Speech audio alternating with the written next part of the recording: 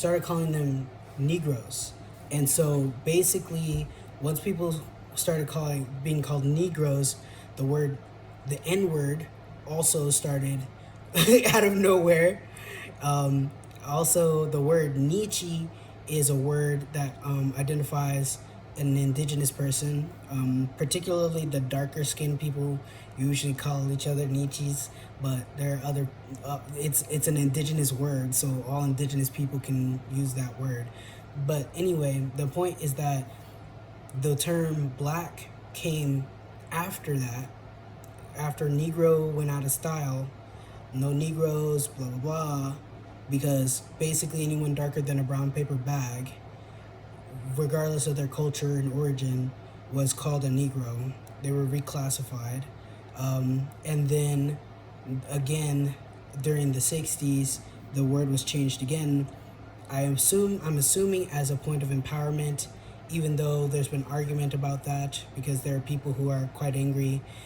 Between the 60s and 80s, there are people who are quite angry in reference to how people have been using industry and institutionalized concepts to categorize the origins of a person as if their culture doesn't have some type of power associated with it.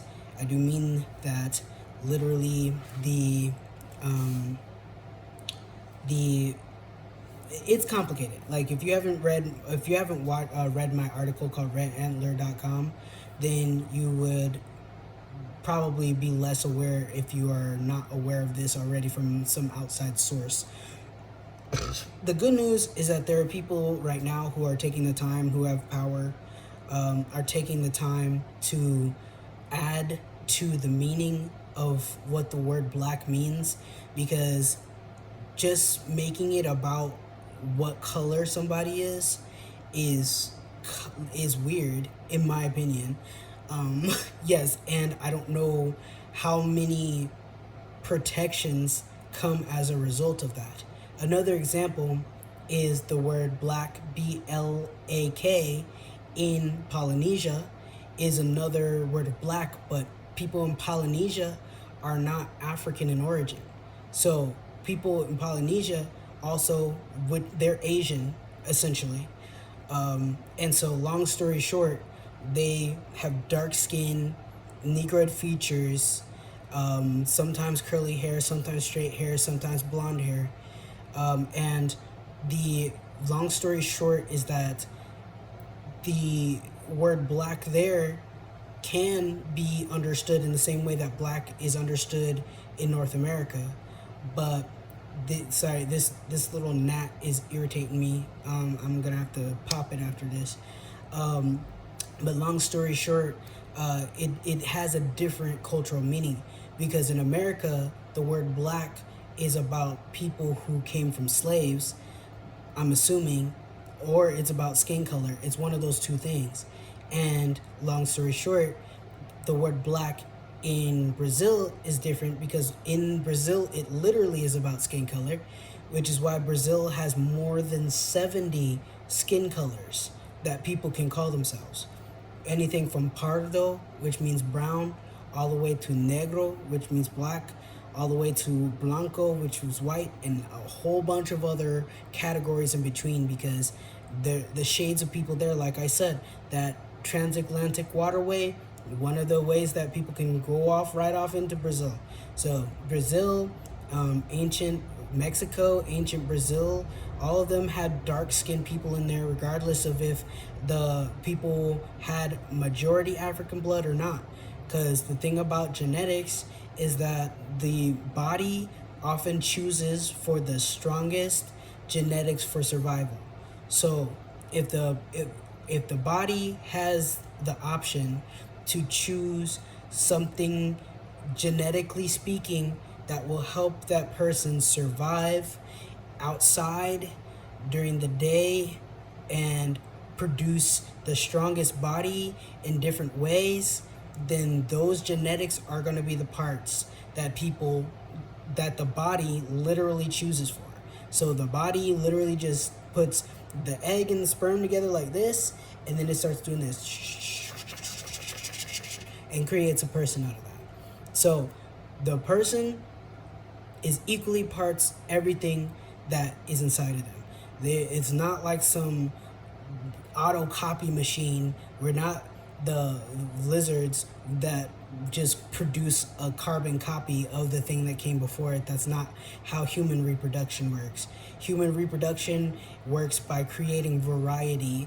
Therefore, the more variety there is to choose from, it's literally smashed together and reorganized in a single person. You can't separate a person from everything that's inside of them. Like, it's just impossible. So I don't believe in the one drop rule. I also don't believe in calling myself black. I don't mind if other people call themselves black, but I usually take the time to ask them about that and, make sure that I name drop the 3/5 human being thing that is in the Constitution. So hopefully they either take time to look into that, or maybe that inspires them to become more involved with the rules that control their lives, and maybe not have a piece of a piece of traumatic memory that doesn't get fixed because people are not empowering themselves beyond a certain point, which is also why I really fuck with the new movie Sinners, because they did a good job of acknowledging everybody, and like they acknowledged the indigenous folks, they acknowledged the dark-skinned indigenous folks, they acknowledged the black folks, they acknowledged the African folks, they acknowledged the freedmen, they acknowledged the different types of white folks, they acknowledged all of that. So they also did a serious thing, which was to move the mentality from the enslaved people to the people after enslavement.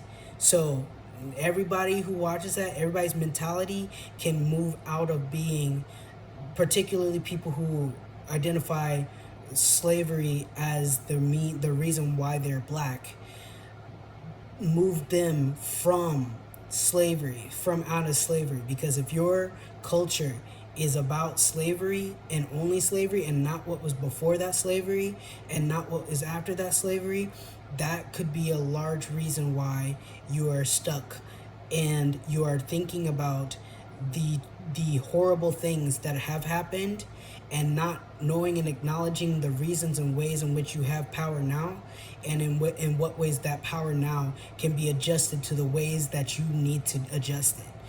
That is where your empowerment comes from, and I'm pretty sure your ancestors would want you to do that instead of being stuck on a term that is to try to hold on to a semblance of love and a semblance of people who are like yourself. That to me, that's what black means to me.